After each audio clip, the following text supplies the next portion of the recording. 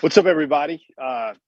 Please pardon our audio difficulties there. It sounded like probably I was trying to do improv from the Lou Gehrig What's up, luckiest everybody? please Man. pardon our audio In the world, difficulties there. It sounded like probably Anyway, we had some I audio was trying to difficulties do that kind of gave us a improv from the hiccup at Lou the Gehrig beginning. beginning of our Dog Nation Before the Hedges program. Thanks for coming in on Wednesday night. I'm Jeff Sintel, your host of Before the Hedges. I didn't get to hang out with you guys last week. I was in New Orleans on assignment, putting together a lot of our coverage of Arch Manning over the last 4 or 5 days or so. Want to say, hey, how's everybody doing? Everybody having a good week so far? Um, Hanging out on the back porch. If you guys were at the start of the show, you got a Peaches sighting, also representing the Dog Nation Cruise 2022. I got the T-shirt from that first class event. Missed you guys there. Maybe you guys can catch the next boat that Dog Nation goes on with Royal Caribbean. As always, Before the Hedges is brought to you by Kroger. We've got a lot of stuff to get to with our show tonight. We've got an Arch Manning video package, which includes a couple of thoughts from one of his assistant coaches there at Isidore Newman High School and Isidore Newman School in New Orleans. Going to have a preview, guys. You can't believe this. This is an official visit weekend. At the scavenger hunt weekend is actually this weekend in May. Kind of crazy there.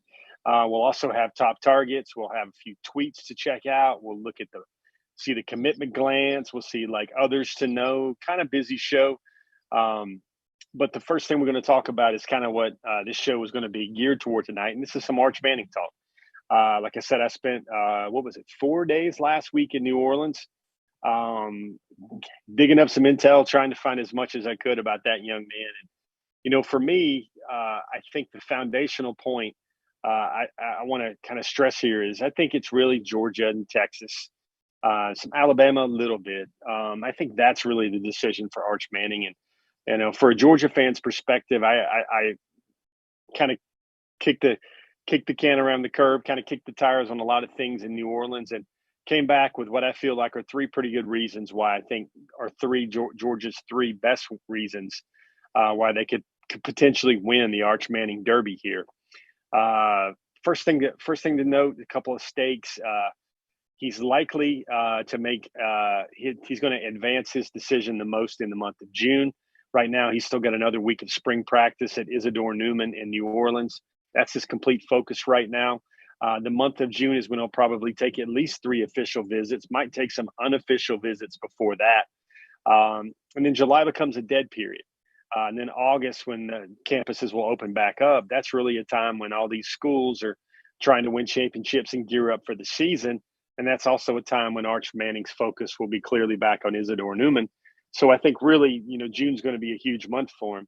As if that month could not get any busier, he also has the Manning family also has the Manning Passing Academy. Takes place, I believe, on the third or fourth weekend in June. That's at Nicholls State University. So June's going to be swamped and very busy for Arch Manning and his family as he tries to figure out his decision. One of the things I think, for me, you pick up on what really matters from a historical perspective with the Manning family. And think about it for a second. Really, when you're a Manning, Archie, Peyton, and Eli, those are his two uncles and his grandfather, you're really measured by how well you do on the biggest stages, how much you win. Because, Mannings are known for longevity. They're known for great careers. They're known for excellent talent, cerebral, smart approach to the game. But then they're defined, I believe, by their championships and how well they do on the stage, the biggest stage. And for, Peyton, he won 2 with Denver. Eli won 2 with the New York Giants. Their father, Archie's grandfather, Archie, never really won a national championship in college, never really played on any good teams with the Saints in the NFL. And, one of the things that I think is probably Georgia's best chance or one of their better reasons for success here in the Manning Derby is that this is an established and a winning program. It was funny. I was talking to his father, Cooper. Cooper, entertained a few questions from me after we linked up at practice one day. And, the one thing that I asked him, I was like, how much will winning and success translate to this decision, or how much does it simply mean to Arch? Because I know, tracing Peyton's career. Never won a national championship at Tennessee, Ole Miss, and Eli Manning never won a national championship. And also, uh, the Mannings, neither one of those gentlemen actually won a state championship in high school. And if you had to ask Arch right now what his number one goal is, it is bringing home a state championship to Isidore Newman. But for me and for that family, I really think that they're defined. These are my thoughts. I really think that they're defined by winning. And if you want to go to a place that wins, Georgia just won the national championship. They have a proven track record of NFL development. And there was one thing Cooper said that Arch told him a while back, where he said, the one thing he doesn't want to do is go up to the line and look across the ball and see that that other side of the ball has a lot better players and has better players than his side does. I think that's one reason why Georgia is really in this thing. If you've got a Texas in the mix here, Texas has a brilliant offensive reputation with Steve Sarkisian, great quarterback development, but they're not there yet in terms of a winning program. Compared to Georgia, compared to Alabama, compared to a lot of the two other schools that are primarily in this race. And, this would be his second year. And maybe this decision might go a little bit longer, because Arch might want to look and see how that first month of September might actually start out for the Texas Longhorns. But, for Texas, it's just the second year under Sarkisian. They haven't really reached the levels that Georgia has been at since 2017, playing in New Year's Day bowls, winning SECs. Winning the Rose Bowl and things like that. So I think that, number one, is probably, I think, one of the biggest reasons why Georgia is in this thing. The second, I would say, is the second just kind of seems like familiarity. And what I mean by that is there's a couple of levels to this. Familiarity basically means that it's the SEC. It's the league that his uncles played in. It's the league that his grandpa played in. And they know that's the biggest stage of college football. They also know Athens pretty well. It started off with Coach Matt Luke. Matt Luke knew the Mannings when he was the head coach at Ole Miss. That was where Eli and Archie went to play college football. And that's how they got to know Georgia initially. Cortez Hankton, the former wide receivers coach at Georgia, is also a New Orleans native. And that's how things kind of got, the genesis of everything with Georgia and the Mannings. Also, another thing to think about there is when you have Cooper went to Georgia. He told me he went to Georgia many times when he was in school. He understands the atmosphere. He understands the pageantry of Georgia football. He knows Georgia people care a whole lot about their football team. He's got friends that live in Athens. He knows that Dog Nation certainly supports their Bulldogs as much as any program in the country. And you even heard a little bit of that from Arch himself when he said last week that he thinks that Georgia is probably the best college town out there. And that's because he's used to Athens. I think reports came back from his last trip to Georgia in March, where he basically was the man about selfies about town, took a lot of pictures, got to know a lot of people there. And, that's really another area where Georgia's familiar, but that's surface level stuff. I want to tell you guys something that I probably would have learned really if not for being out there and watching practice and getting to know some folks out there. And that's familiarity, I guess, a little bit with Georgia's staff, which would be offensive coordinator Todd Monken, but also Georgia offensive analyst Buster Faulkner. Now, before Buster is a Georgia native, Parkview guy, came to Georgia, he was an offensive coordinator at several kind of mid-major level schools. One thing I think that's very interesting is Newman High School this year has an offensive coordinator, a new offensive coordinator who was on Butch Jones's staff last year at Arkansas State. That gentleman's name is Logan Kilgore. Very sharp guy, really knows what's going on. He's the quarterback coach. He's the offensive coordinator. He's implementing some new looks, some new things for Newman in Manning's senior season. But, Logan, got to tell you this story really quickly, guys. He was a guy that was behind a coach's kid in high school, never really played high school football. He got the chance after graduation from high school. He wanted to walk on with a junior college. And at that time when the junior college he was trying to try out for, trying to get linked up with, they told him, you don't have any film. You didn't really play high school football. Why do you want to walk on here? You probably really shouldn't walk on here. It's not a good idea. And they were trying to discourage Logan from doing that. Logan Kilgore stuck to his guns, walked on, won the starting job at that junior college, and then got an offer to play college football at Middle Tennessee. While he was at Middle Tennessee, as the quarterback, he set lots of school records. He set touchdown passes in a career, single season. He basically put his name all over the record book. From there, he went and played, I believe, 5 seasons in the Canadian Football League before joining Butch Jones' staff last year. Now he's back at the high school level working with the number one overall prospect in the country, the number one quarterback in the country. Just for fun here, guys, this is how thanks for staying with the story so far. This is how this all links up together. Do you know who Logan Kilgore, that's Arch Manning's offensive coordinator, is right now? Who his offensive coordinator is right now in high school? Guess who his coach was, his offensive coordinator at Middle Tennessee for the Blue Raiders? You'll never guess it. I'm going to have a dramatic pause. His offensive coordinator was actually Buster Faulkner. So there's a way that Georgia has a really good connection to the guy that's teaching Arch Manning how to get even better this year. So if you want to know, like, he wants to get a good read on everything about Georgia from a familiarity standpoint, from what Buster's all about, I don't know, even from what Todd Monken's all about. There you have it right there. That is a very, very interesting connection between Arch Manning, Isidore Newman, and also the Georgia Bulldogs. Just something I found that was very interesting right now. That's the second thing. That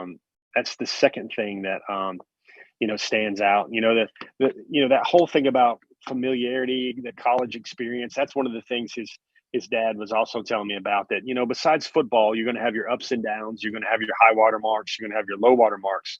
And then when you're not playing, you want to be at a place where you would really enjoy being there. And that's a place like Georgia, where Arch has said that it feels like it's the best college town in America. Not quite a big city. New Orleans is a huge city, has an NFL franchise. That's kind of what Austin, Texas is more like now, no longer really a college town. For a young man that likes to kind of be to himself, kind of just work on football, kind of just stay outside of the limelight, maybe dodge the limelight as much as possible. Athens feels like that kind of place. It kind of matches up with everything that's going on there. One of the things that also comes to mind, this is kind of a bonus thing. And one of the questions that's really interesting right now is, Arch Manning, who is the most marketable athlete in high school recruiting right now, I think On3 Sports has a neat little metric where they track the NIL valuation of every player out there, every recruit out there. And they put Arch Manning's NIL value at $3.1 million. It's funny, once he created his Twitter account, that went up from 2.1 million to 3.1 million, the valuation there. But, with NIL, the Mannings told me, and this is what his head coach, Nelson Stewart, has told me for quite some time now, is that NIL is really not going to be a thing here, at least not initially on the front end. What they've wanted with this recruitment is to set it up like an old school recruitment as much as possible, limit the fanfare, limit the exposure, to kind of help him have a real normal senior year and to help him just be a high school kid for one more year. Folks, you got to remember, Arch Manning has seen TV cameras show up at his games since he was in middle school, 6th grade, 7th grade, 8th grade. He was the first quarterback in Newman history to start their first game as a freshman. Cooper didn't do that. His uncles, Peyton Manning and Eli Manning, didn't do that as well. So you already have a little bit there with them wanting it to be very old school with this recruitment. And the feeling there is that they're going to stick to a lot of their old school values in terms of what's going to make the decision. Arch is going to make the decision 100% on his own, but they're not going to let NIL kind of be a factor there and all that stuff. Those are some very good reasons why I think Georgia stands its best chance in order to eventually win the Arch Manning sweepstakes and eventually sign Arch Manning. Also learned that he's working and will be able to enroll early, graduate in December if he wants to, enroll early at the school of his choice in January of 2022. If that's what they want, they'll have the flexibility. Arch will have the flexibility to do that. I believe he would be the first person ever at Isidore Newman School to ever graduate in December and enroll early for football in January of 2023. Promised you guys some video. You guys want to see what all this fuss is about. I've got about 4 minutes of video here, but I think we posted it sometime over the weekend. The thing that's different here is you're going to have Nat sound for about the first 45 seconds of the video, which is just basically Arch going through cadence, Arch going through a lot of his play polish, a lot of his things in the middle of a spring practice day at Newman, the Greenies. You see a lot of that, but after that, you're going to have some sound take over, which is going to be some interview sound. The first ones of those, the first voice you'll hear would be Jason Matthews, his offensive line coach. Guys, if you want to know something that kind of shows what type of school Isidore Newman is, the offensive line coach is a petroleum engineer. I asked him his thoughts about what made Arch Manning special. After you hear from Coach Matthews, really super guy, then you'll actually hear from Arch Manning himself. Guys, it's Before the Hedges. I'm Jeff Sintel, your host. You want to see, you want to hear, you want to learn a little bit more about Arch Manning? Let's take a look at that video right now.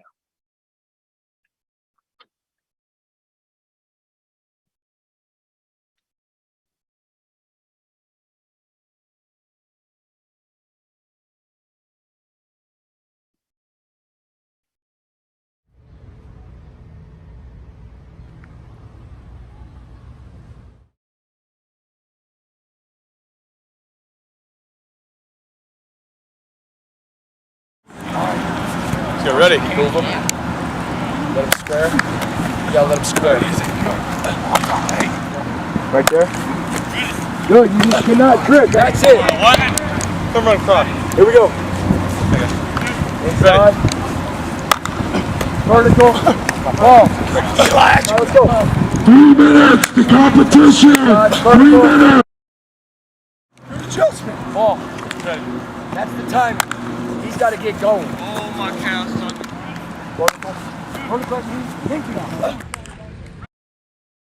How this young man is the most special. Is it the heart? Is it the mind, the way he processes things? Is it the arm? Is it the legs? Is it his mind? I mean, gosh, 5 different answers could be debated, and they could be 5 great ones. What would be your answer to that question? I would say he was born with God-given talent, okay, and a lot of people would be satisfied with that talent. I would say that the biggest gift he has is taking that talent and advancing it every single day. You see him doing footwork, you see him taking his drops, you see him making his reads and just progressing things. And a lot of people would be satisfied with the name. A lot of people would be satisfied with the gifts he has. But I'm really looking at a kid that I feel as though he won't be satisfied until he becomes the best Manning. I don't see him ever taking days off in the weight room. I don't ever see him going out and doing things and partying and doing it. He's always currently studying the game in high school and at his senior year right now. Every time I talk to him, the thing about him is a lot of kids are kind of enjoying their lives in their senior years and going off and doing things. This young man's actually studying the game. He's trying to improve his game. And that's something that is coming from inside. And that's something that you can't, that's driven solely by him. And it's one of those things where you put him in an environment and people around him, that negative environment. I think he's centered a good family. I think he's centered by a good community. And he's always wanting to make that community and family proud. And that is something you're never going to find within most top athletes in high school. The decision is coming. How would you describe where you're at? I mean, where are you at with all that? What's your process? Yeah, I really have no idea right now. I've kind of narrowed it down a little bit, but I don't have a timeline or anything like that, so I'm just kind of focusing on spring football right now. How do you feel about, obviously Monken's here today, how do you feel about Georgia and the Bulldogs? What do you like best about that program? Yeah, I think Georgia has a really good staff. Obviously, just come off a national championship. They have a lot of good players, especially on defense. Just kind of surrounded, 15 draft picks. What's your motivation? What's your why? Every player's got a why. What's yours? I truly love football. I don't know. I think a lot of people are in it for different reasons, but I love the game. I think it's a big part of my family. I've been around it a while, and it's just fun playing with your friends, and I've really enjoyed it every step of the way. What do you think you're looking for? Is it going to be a feeling? Is it going to be a gut on an official visit? What do you think will decide it? I'm really not sure. I'm still looking for that gut feeling. I haven't got it yet, so I'm looking for that maybe on the official visits or when it comes to the season. How important is it to you to live up to your family name? Is that pressure? Is that blessings? Is it a little bit of everything? I mean, how do you look at it? Yeah, I really don't think about it like that. I'm just kind of out here playing football with my friends, a bunch of good guys, and it's been fun. And I don't really feel any pressure. It's just kind of fun for me.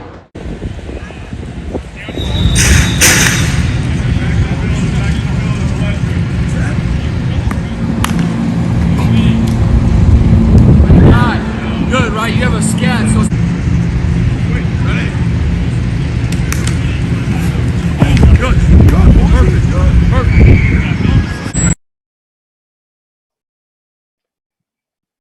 All right, guys. What about that? Heard from Arch Manning on Before the Hedges. Hope you guys enjoyed that. Doesn't he sound really composed, calm, cool, even keel? If you saw that story on dognation.com this morning, you learned a lot about Arch Manning, the young man, not just the legendary arm, the legendary name, and the famous football family. Some of the coolest parts of that piece I liked was that Arch has a habit of walking around school around lunchtime. And if he spots a face he doesn't know yet, he will invite them to join him and his friends at Arch's table or their table for lunch. Gets to know them. He has a way where he wants to draw everyone in and make them feel a part of the school, make them feel a part of Newman. One story I heard was that he thought a kid was getting picked on, and so he felt bad for him. And what he did is he also took that kid. He also went to lunch with that kid because he wanted that kid to know that, hey, high school is not all that bad. Not all the guys here, not all the dudes here are going to be like that. And he has no reason to be that way. I mean, he's Arch Manning. He's the big man on campus. But you just collect more and more stories like that about, he's a guy that, when somebody comes up to him, Newman's a campus where the kids are there their whole, childhood. They're there from 6 weeks all the way up through high school. And everybody had a Arch Manning story. And it's not a great touchdown pass, or it's not, look at that play, or look at the coaches that showed up to see him. It was this stuff like he not only had a kind word, but he stopped and gave him 3 minutes, 4 minutes of his time as a young person when all these people are pulling at him. And this is a young man that when he goes to high school football games, everybody's coming up to him randomly wanting autographs, wanting selfies on the sideline. And that's just the world of being a Manning. You can't really hide it. That's why reporters from Atlanta, Georgia will come out and, try to do their job and try to tell everybody a little bit about Arch Manning while, he's going through his spring practice. I think, you see all those stories, and I think that's why this young man will be successful. He's got the great arm. He's got the cerebral processing. Folks, the thing about Manning that I think will probably be his most dangerous weapon and his most important skill is he's about 6'4.5". He's about 220, and he runs a 4.6. It will be awfully hard to get him on the ground. He is a great all-around athlete. He's a great pickleball player. He's a great spike ball player, if you guys have played that. That's Manning in a nutshell. That's why he's the man, why he's the Manning. You guys have any questions, feel free to drop them right here. I'm sitting here looking at my Facebook. I'm sitting here looking at my YouTube, trying to pick up with a lot of information. Just one of my goals for the rest of 2022 with you guys on Before the Hedges is a lot more interaction. And it's not just you guys asking me questions. What I want to do a better job of is starting the conversation, continuing the conversation. What do you guys think about? What do you guys think about what you just saw there from Arch Manning? What'd you think about, the film? What'd you think about what you heard? What do you think about what you've read so far? I'd love to get your comments. I'd love to hear what you guys think about this Arch Manning story when it comes to the University of Georgia.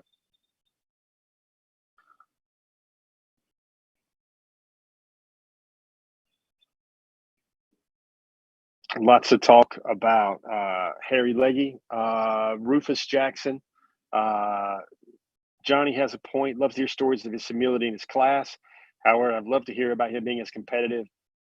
Throat-cutting killer, too. That's what beats Bama in the fourth quarter. Yeah, he is a throat-cutting killer. I mean, one of the things that, whether it's pickleball, whether it's the Manning family has a pickleball court, whether it's spike ball, whether it's recess gym. I mean, he is out there to win. It's almost like he needs to win. That's kind of what drives him. When you see him on the practice field, he's pushing everybody to find a new level to their game. For me, that is greatness. It's not just how great the guy is under center. It is how much better he can make the other 10 guys in the huddle around him. That's what Arch Manning really understands about quarterback play. Thought it was a really interesting thing I learned, little nugget I learned that, number 18 was what his dad Cooper wore. Cooper was an all-state wide receiver. I don't know if you guys know that story, but he was an all-state wide receiver. On the summer before he was going to go to Ole Miss, he was diagnosed with spinal stenosis. And he's generally kind of widely regarded as the best athlete in the Manning family. And Cooper had to give up football right then and there. He was a 1,000-yard receiver at Newman. And then, you see he wore 18, Eli wore 18, Peyton Manning wore 18, and there's an 18 that hangs off the gymnasium, which looks down on the end zone of the football field. And everybody was like, is Arch going to wear 18? What's he going to be his number? He chose 16. And I've heard a couple stories about it. One story I heard is that he just wanted to make 16 his own. He wanted to stand on his own. And then if he was good enough to earn that 18, maybe he would take that 18 on. But Arch has seen no need to do so. He likes his own path. He likes his own lane. And, he's just fine with number 16 and being his own guy right there. Guys, before we get started, you got top targets coming up. Let me do one thing. Let me turn the lights on a little bit here.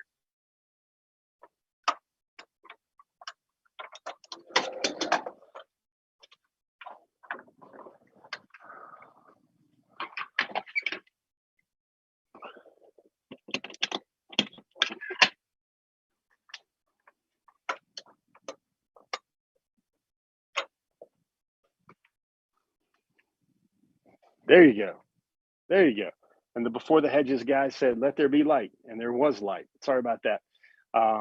Who do you guys want to see in the class? Is there a guy that, you guys want to see in the class? Is there, 2 or 3 guys? If you had to have any 2 or 3 guys, who would they be? I'd love to see your responses here below on Facebook, on YouTube, on Twitter, here on Before the Hedges. Hope you guys are enjoying the program so far. I'm really, really psyched everybody came by and wanted to hang out tonight and talk a little bit about Georgia football recruiting. As we keep this ship going, one of the things to bring to mind is this is an official visit weekend for Georgia football. Georgia will have 3 official visitors in town this weekend. It's supposed to be one of those scavenger hunt weekends, which has gone so well for Georgia in the past. Guys like Nolan Smith, Keely Ringo, Jermaine Johnson, lots of others. They came into Georgia and were part of the scavenger hunt weekend where they go all over campus. They tweet out things. They get selfies with Kirby Smart. They visit landmarks around the University of Georgia. Really good interactive way for it to be a visit and it's for them to see the campus without having to feel like work. It's more like a game. And everybody, you've heard stories throughout the years of golf carts being, manipulated or golf carts being altered or whatever. So some people end up with a slow cart, even if they have a good idea about what the clues are. Always good to tell those stories and see those stories about coming out of the scavenger hunt weekend. It will be an official visit weekend. Guys, there was an official visit last weekend. That was Marcus Washington Jr., who after his official visit reclassified from the class of 2023 to 2022. He became another top 100 recruit. I believe he was reclassified from, I think, a number 70 overall prospect in 2023 to the number 94 prospect overall in 2022. So that gives Georgia another top 100 overall prospect at defensive back in that class. That moves that number up to 5. I think Kirby Smart had only signed 6 top 100 DBs ever in his previous recruiting classes in 16, 17, 18, 19, 20, and 21.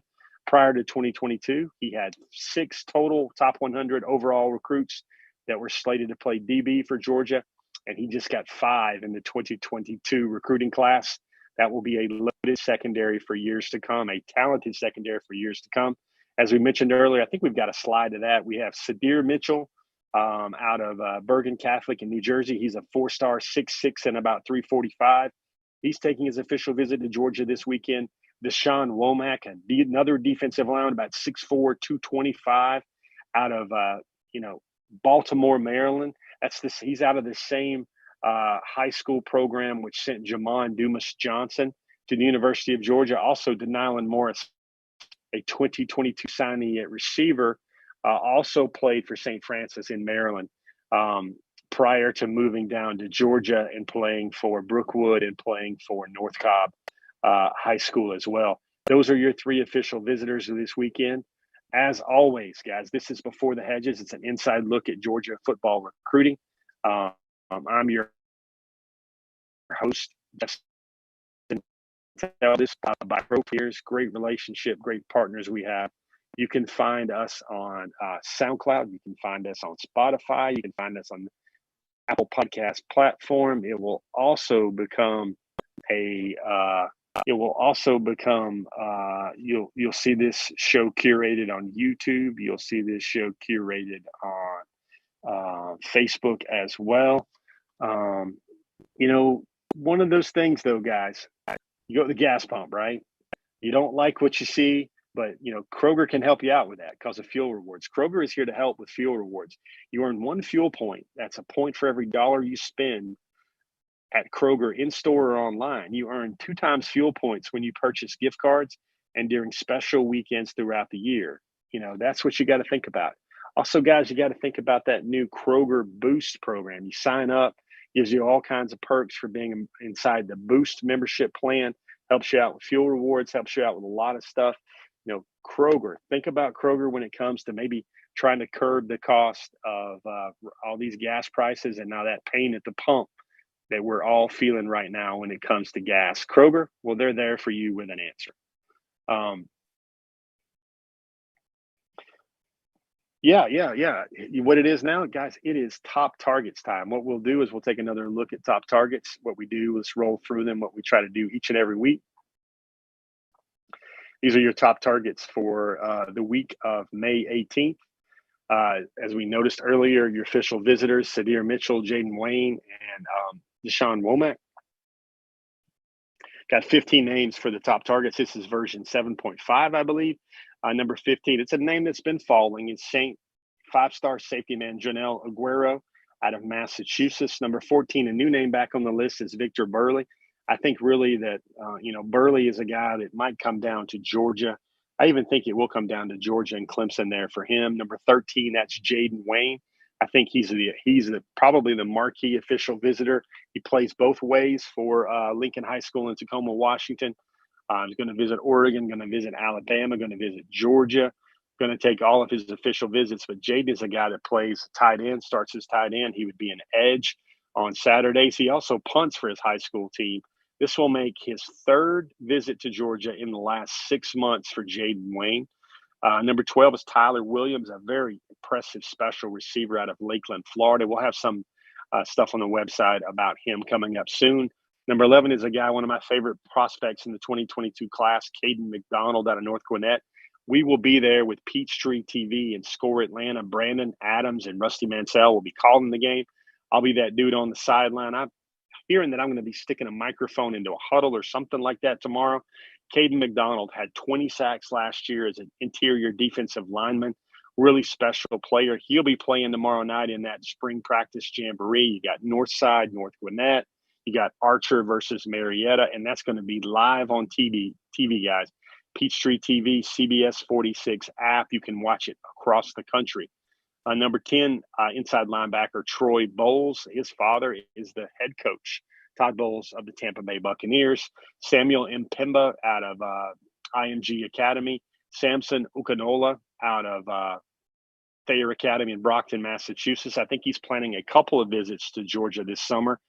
His last name, his family heritage is from, I believe, Nigeria, and that means River of Blessings. Number 7, James Smith. We had an update with him on the website last week. Really, I think Georgia has a really strong chance with both James Smith and Quay Russaw. Those guys are teammates. They intend to play together out of Montgomery, Alabama. Number 5, Hakeem Williams, I think is a special wide receiver. Number 4, Justice Haynes. That's the legacy son of Ron Haynes, P44 Haynes. Really special, really impressive running back, can really do everything. tireless worker. He's also a fantastic baseball prospect as well. Number 3, Jamal Jarrett, another big, huge human being out of Grimsley High School in Greensboro, North Carolina. Number 2, that's the man or the Manning of the show tonight on Before the Hedges. Arch Manning, we spoke a lot about him tonight on Before the Hedges. Number one player in Georgia, number 1 safety in the country. He's going to be visiting Georgia on his official visit. It will be a big one on the first weekend of June. That is Caleb Downs, going down the list here, you got C.J. Allen, another guy that's going to take an official visit to Georgia. Olas Alinian, he's a product of Finland, plays in Connecticut right now. Tyree Adams, I had an update on Tyree Adams. I think Georgia is in a good spot there with Tyree Adams right now. 4-star JUCO wide receiver Malik Benson, he's going to give Georgia an official visit. Looking down the list, you've got Anthony Evans. He's given a Georgia official visit. He's going to visit Oklahoma the first weekend in June, and then he's going to come back and visit Georgia the second weekend in June. That's a name to look for right there. Scrolling down the list, you got a lot of names. Some of these names used to be on the top targets list. Some of these names used to be on the commitment list. You see Kayan Lee right there out of Cedar Grove High School in Georgia. 3-star cornerback. He's a defensive back, Chris Peel out of North Carolina. That's a name that's gotten everyone's attention of late when it comes to Georgia. Looking down that list, the most important restock positions for Georgia are the offensive tackle spot, the wide receiver spot, running back, and outside linebacker. Let's quickly break down the 2023 class. How can Jeff do it in about 20 seconds? This is how I'm going to do it with all these stakeholders. Georgia used to have 9 commitments. They're down to 8 because Marcus Washington moved up to the reclassified to the 2022 class. Georgia now has only 8 commits. They fall from number 3 in the country in 2023 with the reclassification of Marcus Washington Jr., the legacy cornerback. Now Georgia falls to number 6 nationally. 5 commitments on offense, 3 on defense, 4 in-state, 4 out-of-state. No top 50 commits yet. No 5-star commits yet. 4 top 100 commits, 5 top 150 in the nation commits. 7 of those guys are in the SEC footprint. The only one that is not is cornerback Justin Rhett out of Las Vegas, Nevada. And right now, as it stands, Georgia's 5 highest commitments, highest rated commitments. There are 4 of those that play on the offensive side of the ball. Looks like since our last show on May the 4th, Georgia has offered another 3 players since then. Going down the list, that's 220 total offers for the 2023 class. 8 running backs, 34 wide receivers, 7 tight ends, 20 offensive tackles, 26 corners, 13 safeties, 14 players who play athlete, 12 quarterbacks, 17 offensive linemen. They offered another interior offensive lineman, 14 linebackers, and linebackers nowadays are just strictly inside linebackers. 16 edge prospects. Those are the guys that will rush the passer off the edge. And 37 defensive linemen. By far, Georgia, what they're trying to find each and every year, defensive linemen and wide receivers. Those are the most populated offers for Georgia right now in the class of 2023 recruiting. I want to show you guys a couple of cool tweets. Not a lot this week because we've had a lot of graphic elements of the show. I want to show you, check this one right here. This is Jaden Wayne. Look at this right here. Jaden recently tweeted this out. Jaden, this is his official visit. Look at the movie poster with the sunglasses right there that Georgia created for him to kind of signify his official visit this weekend. And then you've also got Deshaun Womack as well. Look at that, the glasses right there. I think since the shows came on the air, or just before we came on the air, you saw Sadir Mitchell also tweet out his official visit graphic from this weekend. Look at those red and black shades, and look at right there, Deshaun Womack there, for the defensive line prospect there. Those are 2 of the 3 official visitors that are coming into town this weekend. Guys, it has been a busy, a jam-packed Before the Hedges so far. You guys got any questions? You guys want to talk about anything we've said today? Any names you want updates on? Anything going on? Do you want to try and get one of these Dog Nation Cruise t-shirts? You wondering where Peaches is? You need stock tips? We're here for you here on Before the Hedges. You guys got a question, please drop it in the stuff below.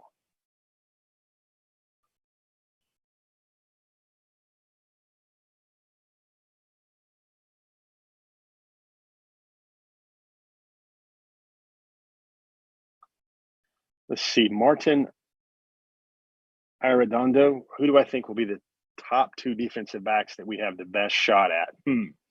Right now, I think the defensive backs that Georgia has the best shot at. I would think, Caleb Downs. That's one of their better shots. That's the ones that Georgia is certainly prioritizing right now. I think Chris Peel out of North Carolina, the defensive back out of North Carolina, only a 3-star, but it looks like it's another one of those Georgia specials right there. I think that's a defensive back that Georgia is really trying to recruit heavily right now and trying to push into the class.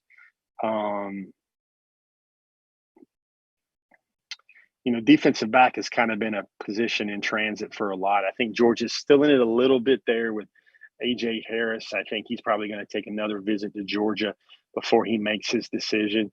I think you've got guys like, even Janelle Aguero, even though he fell, that's a guy that has held Georgia in very high standing for quite some time. I think, one of the things that, Georgia's doing right now is how well they've recruited the DBs in the 2022 class. And now they just moved another guy into the 2022 class with Marcus Washington Jr. I think that's another name that, is already in the fold there as far as defensive backs go. Be very interesting. The names, Georgia is still trying to close a lot of guys.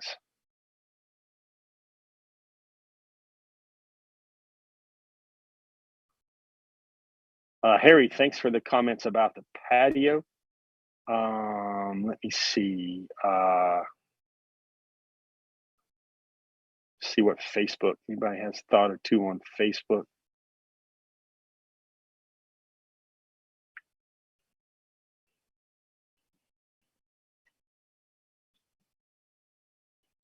And again, guys, I want to just say sorry about the echo. We started off our show with a lot of reverb, so we just had to hit the reset button and play that thing over and run that thing back turbo. Hope you guys got a chance to see what the thoughts I kind of had regarding Arch Manning and what are Georgia's best chances to sign him at the opening of the show. If not, that's what the rewind button is for. Also got some really good video of Arch Manning working out and also some really good sound regarding that story. Hugh Nash with a Peaches sighting.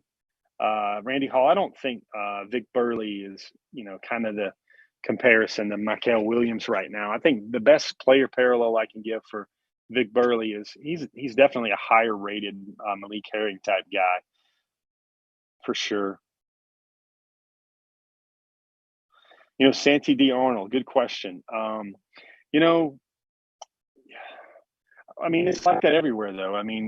Everywhere he's looking at, if it's Alabama, they've got Jalen Milrose, they got Ty Simpson. They're also going after Eli Holstein as well. That's probably, who the recruiting industry thinks that Alabama is going to gear up for, because they seem to be recruiting him in tandem, with Arch Manning as well. Then you look at Texas, and Texas, already has Haynes King. They have a couple of really talented guys that were already in the pipeline. And then Quinn Ewers is there, who was also the number one prospect in the 2022 class, who reclassified to 2021, had that quick cup of NIL coffee with Ohio State, and then transferred through the portal to Texas. And he's definitely as much of a quarterback of the future, very talented guy, very big arm. And as much as the recruiting industry could have hyped up any player in the country, that's what they did with Quinn Ewers. And now Quinn is there at Texas, and now his last name is not Manning. But you want to talk about skill set, ability, big arm talent, potential NFL ceiling. Quinn Ewers is one of those guys as well. And, Quinn was a guy that's higher rated than anybody Georgia has right now.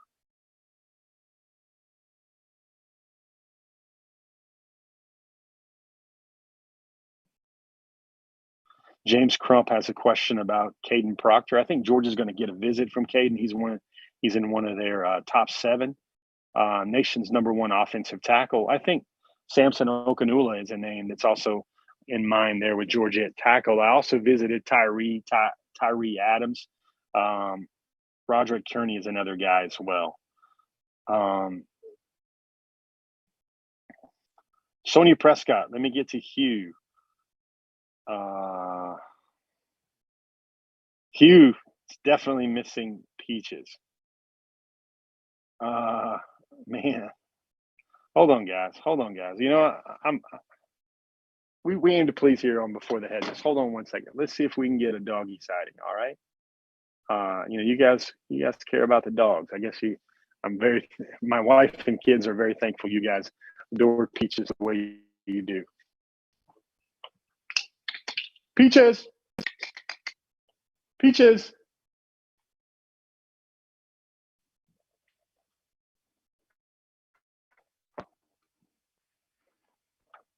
Oh, well, guys, Peaches is in the green room right now. She's probably with one of my kids. Let me tell you what, you guys got a question, anything you want to talk about? You know, what do you guys think? You know, I think the popular theory going around is that, you know, Georgia wants to see what happens with Arch. Georgia fans want to see what happens with Arch. And then, you know, it's the wide receiver position. You know, what do you hope? Is there a defensive prospect you guys hope joins the fold? How much do you guys feel like Justice is a very important part of this recruiting class? You know, what's the one commitment in the class right now of 2023 that you guys are really excited about? Guys, I'm going to stress this.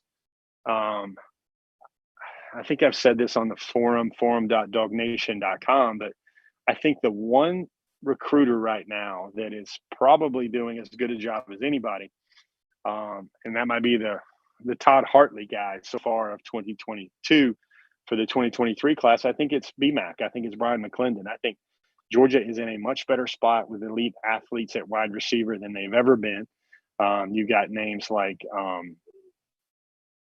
all the Williams boys, Hakeem Williams, Tyler Williams, Alden Williams. You've got Andy Jean. You've got a lot of guys at Georgia. Rico Flores, that's another guy Georgia's in the Final Four with right there. It's all because of BMAC. BMAC is a really strong recruiter, a great person, a great mentor who commands the respect of all the young men he talks to and tries to ratchet up their interest in the University of Georgia. James Crump has a question. Two questions. James, I don't think Georgia can land both Troy Bowles and Raul Aguirre. I think, you know, Raylan Wilson, CJ Allen, Troy Bowles, those are guys that are, you know, look like the inside linebacker board. You know, James, you know, one thing about Justice, he's only about 5'11", about 200 pounds, so he doesn't have the length and the, you know, the arm slot maybe that you know, a premier left-hander would. But folks, he's pitching around 90, 92 right now. He's got a decent curveball as well. I don't know if it's a plus curveball. Maybe he needs to develop another plus pitch, but he's lefty.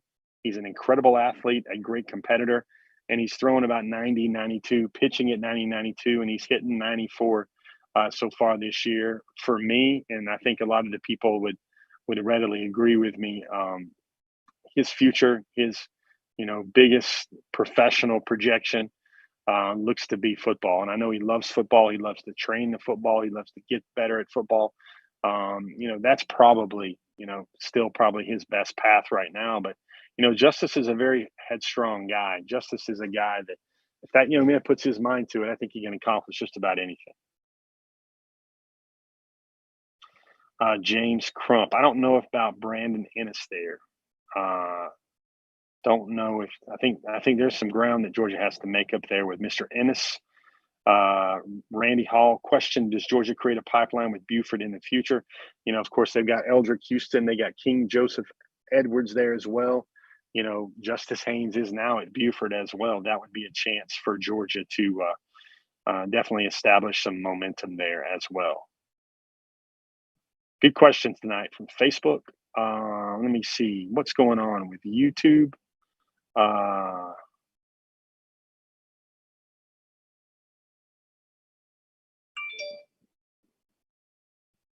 right, guys. Hey, man. It's been another Before the Hedges. We got a late start tonight with audio difficulty, but we got the show on the road. We learned about Arch Manning. We talked about official visits. You saw video. You heard from assistant coaches of Arch Manning. You heard from Arch Manning a little bit on that video package we had for you guys. We went through top targets. We showed a couple of tweets. We had some audience interaction. The one thing we might be missing was Peaches, and we'll do a better job of that in the future. Each and every one of you guys, I'm so thankful you guys wanted to hang out a little bit on a Wednesday night watch Before the Hedges. I've been your tour guide, Jeff Sintel, through all things Georgia football recruiting. Can't say enough how much I appreciate you guys hanging with us for 6 years now on Before the Hedges on Wednesday night. Can't say how much I appreciate you guys following us on Twitter, reading our content, supporting our platforms on Dog Nation. Tomorrow morning, you've got Dog Nation Daily. Brandon Adams, the one and only, doing what he does best for everybody tomorrow morning, each and every day on Dog Nation Daily. But for me, that's been another Before the Hedges. I'm Jeff Sintel. That's been your intel. Everybody out there, be well, be blessed, have a great week, have a great weekend, and we'll see everybody again on the pages of dognation.com. Thanks for hanging out, everybody. Let's see you soon.